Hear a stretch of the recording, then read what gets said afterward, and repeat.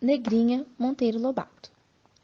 Negrinha era uma pobre órfã de 7 anos. Preta? Não. Fusca, mulatinha, escura, de cabelos russos e olhos assustados. Nascera na senzala, de mãe escrava, e seus primeiros anos viveram-os pelos cantos escuros da cozinha sobre velha esteira e trapos imundos. Sempre escondida, que a patroa não gostava de crianças.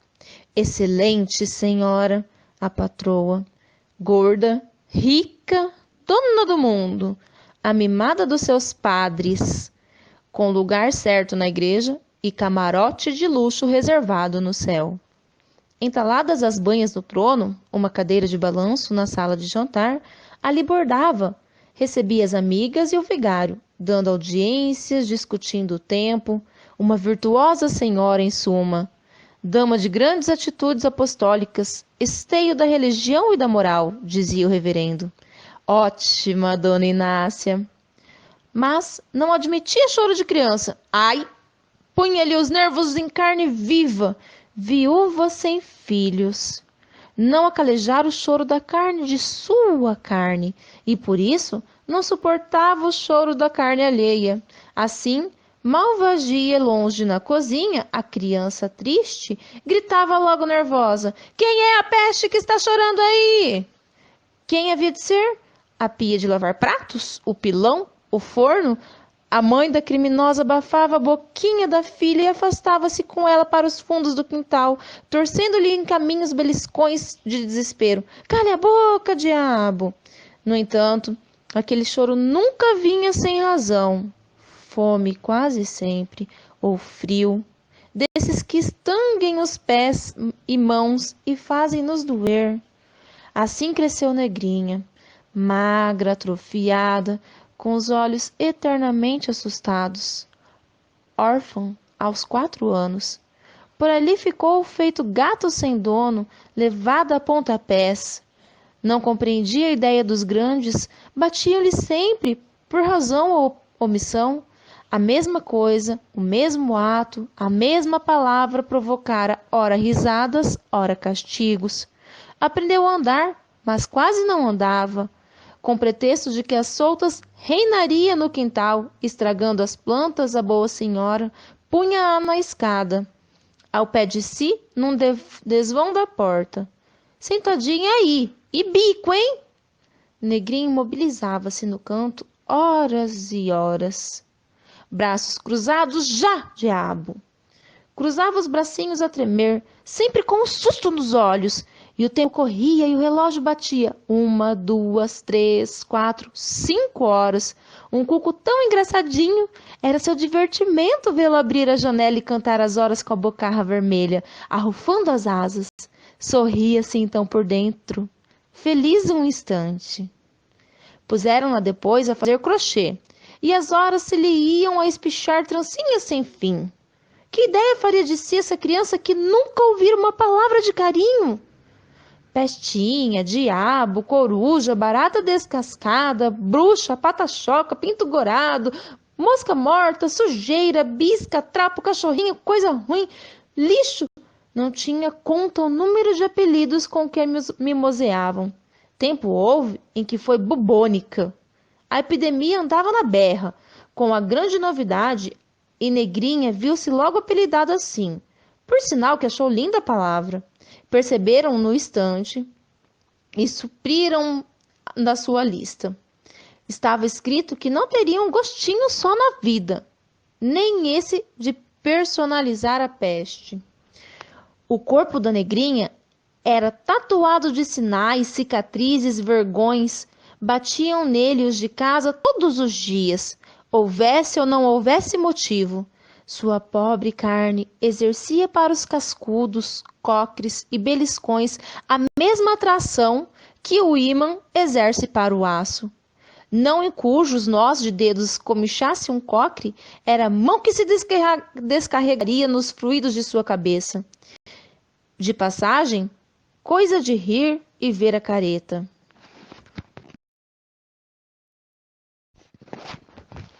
A excelente dona Inácia era mestra na arte de judiar de crianças.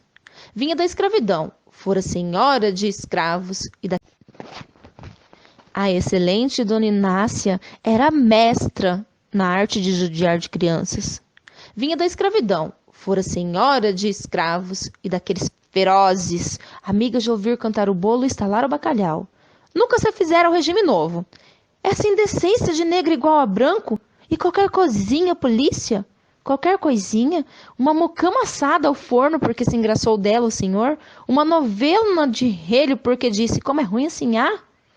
O 13 de maio tirou-lhe das mãos o azorrague, mas não lhe veio da alma a gana. Conservava a negrinha em casa como remédio para os freneses. Inocente derivativo. Ai, como alivia a gente uma boa roda de cocres bem fincados. Tinha de contar-se com isso. Judiaria miúda. Os níqueis da crueldade. Cocres, mão fechada com raiva e nós de dedos que cantam no coco do paciente. Puxões de orelha. O torcido de despegar a concha, bom, gostoso de dar.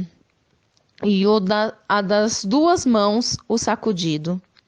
A gama inteira dos beliscões, do miudinho com a ponta da unha, a torcida do umbigo, equivalente ao puxão de orelha. A esfregadela. Roda de tapas, cascudos, pontapés e safanões a uma. Divertidíssimo. A vara de marmelo, flexível, cortante, para o doer fino. Nada melhor. Era pouco, mas antes isso do que nada. Lá de quando em quando vinha um castigo maior para desobstruir o fígado e matar as saudades do bom tempo. Foi assim com aquela história do ovo quente. Não sabem? Ora, uma criada nova furtara do prato de negrinho, coisa de rir, um pedacinho de carne que ela vinha guardando para o fim. A criança não sofreu a revolta, atirou-lhe um dos nomes com que a mimoseavam todos os dias. Peste? Espere aí, você vai ver quem é Peste. E foi contar o caso à patroa. Dona Inácia estava azeda, necessitadíssima de derivativos. Sua cara iluminou-se. Eu curo ela, disse, e desentalando do trono as banhas, foi para a cozinha, qual perua choca a rufar as saias. Tragam ovo. Veio o ovo. Dona Inácia mesma pô-lo na água a ferver, e de mãos à cinta, gozando-se da prelibação, da tortura, ficou de pé uns minutos à espera. Seus olhos contentes envolviam a mísera criança que, encolhidinha a um canto, aguardava trêmula alguma coisa que nunca visto. Quando o ovo chegou à ponta, a boa senhora chamou. Venha cá! Negrinha aproximou-se. Abra a boca! Negrinha abriu a boca como cuco e fechou os olhos. A patroa, então, com uma colher, tirou da água pulando o ovo e zás! Na boca da pequena. E antes que o urro de dor saísse, suas mãos amordaçaram-na até que o ovo arrefecesse. Negrinha urrou surdamente pelo nariz, esperneou, mas só. Nem os vizinhos chegaram a perceber. Depois, diga nomes feios aos mais velhos outra vez, ouviu, Peste? E a virtuosa dama voltou contente da vida para o trono, a fim de receber o vigário que chegava. Ah, monsenhor, não se pode ser boa nesta vida. Estou criando aquela pobre órfã, filha da cesárea, mas que trabalheira me dá. A caridade é a mais bela das virtudes cristãs, minha senhora, murmurou o padre. Sim, mas cansa. Quem dá aos pobres, empresta a Deus. A boa senhora suspirou resignadamente. Ainda é o que vale.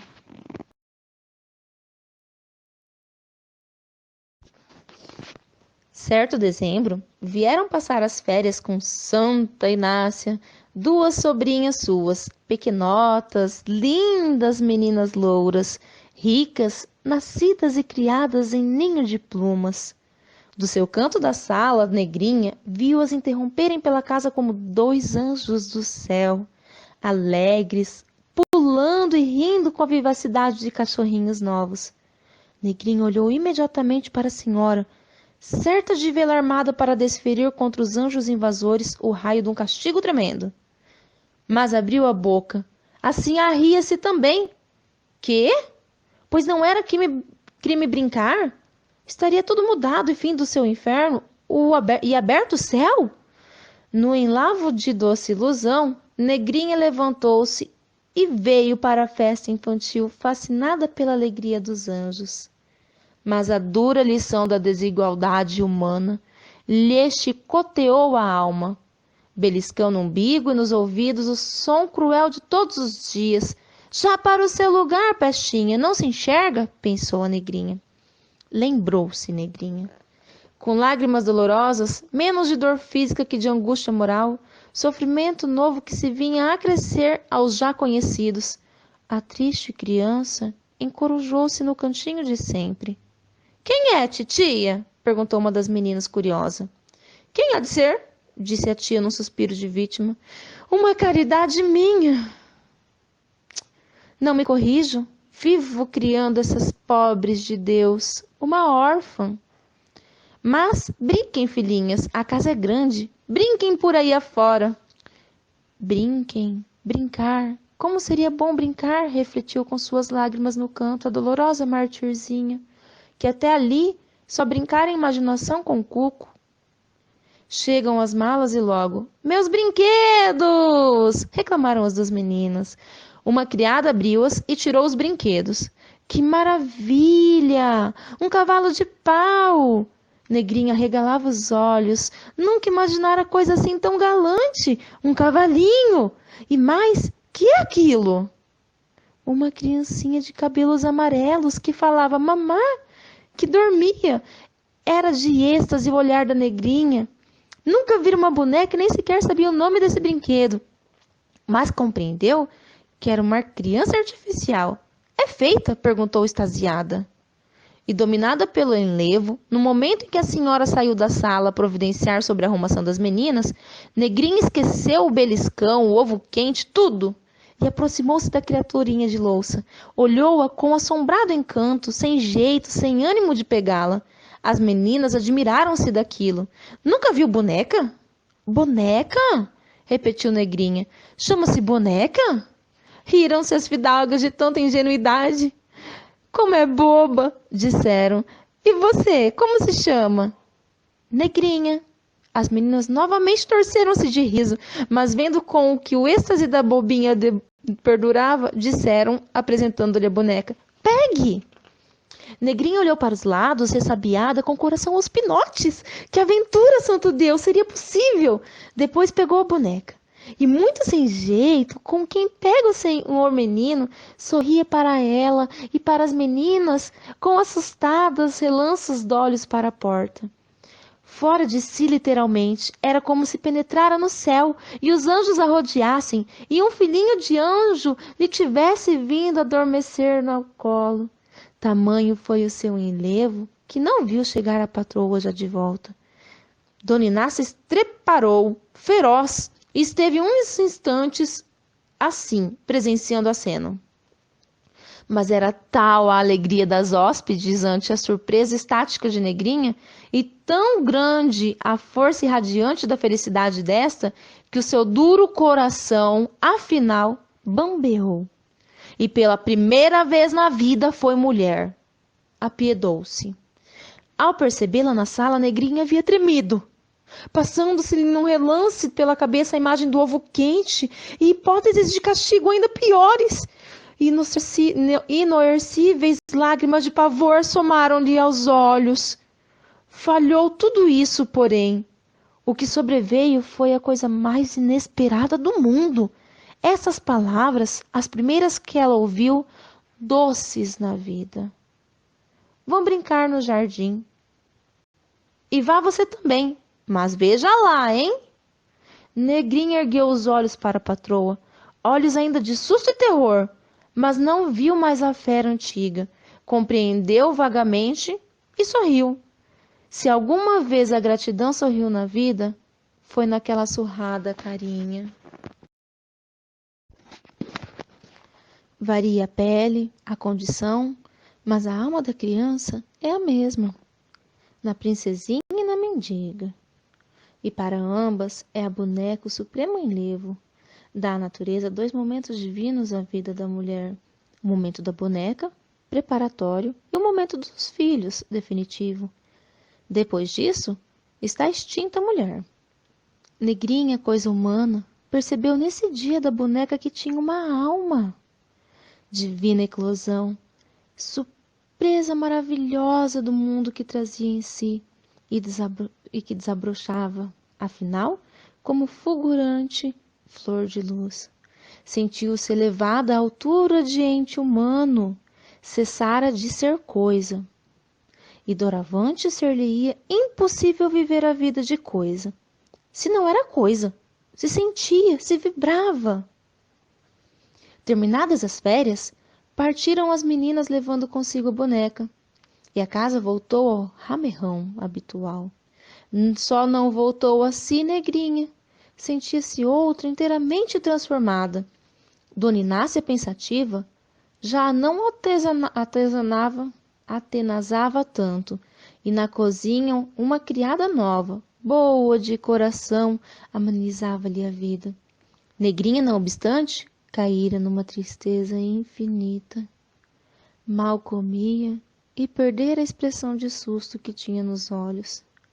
Trazia-os agora nostálgicos, cismarentos.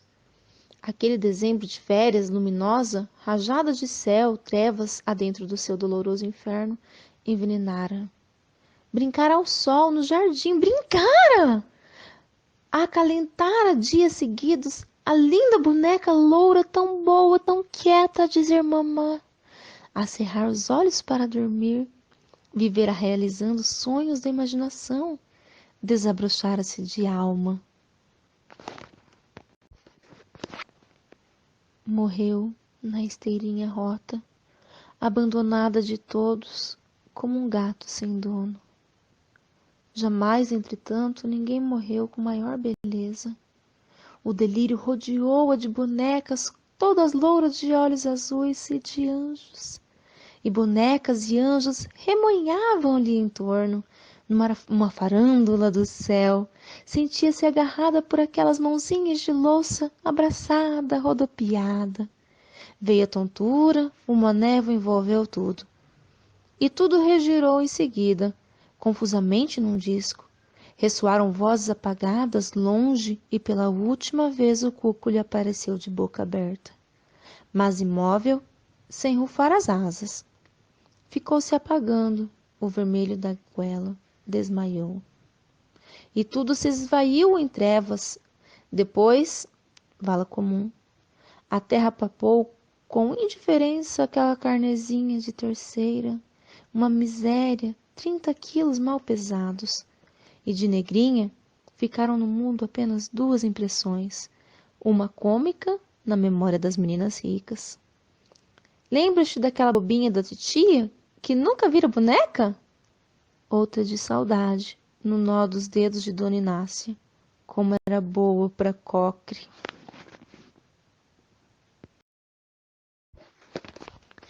Este conto, do Monteiro Lobato, apresenta uma crítica ao racismo. Era um período pós-escravidão, as pessoas não aceitavam que todos mereciam respeito independentemente da cor de pele. Ao usar a menina como um passaporte para o céu, Dona Inácia achava que ter uma órfã era caridade, mas fê-la sofrer muito, tratando-a pior que um animal, como um objeto. Tal fato fez com que a menina não sentira a humanidade até o encontro com a boneca, o anjo. Finalmente a criança teve um momento de felicidade e pudera experienciar a sensação de prazer que não cabia aos negros. Para finalizar, eu lhes pergunto: será que o respeito a todos faz parte de sua essência, de sua vida? Você tem respeitado a todos? Coitada da menina, que sofreu a vida inteira. Nem gente ela se sentia, nem ser humano ela se sentia. Só conseguiu sentir-se humanizada ao ter o direito de criança de brincar. E este momento de êxtase na vida dela foi maravilhoso. Curto, mas maravilhoso. E trouxe-lhe algumas dúvidas sobre a vida, sobre a essência. fez com que ela tivesse um quadro depressivo, pois só sentia tristeza. E a coitada, de tanto sofrimento, de tanta angústia, de tanta aflição, de tanta dúvida e principalmente de tanta diferença, morreu. Espero que vocês prestem bastante atenção neste conto. E vou repetir a pergunta. Será que o respeito a todos faz parte da sua essência, da sua vida? Negrinha, excelente.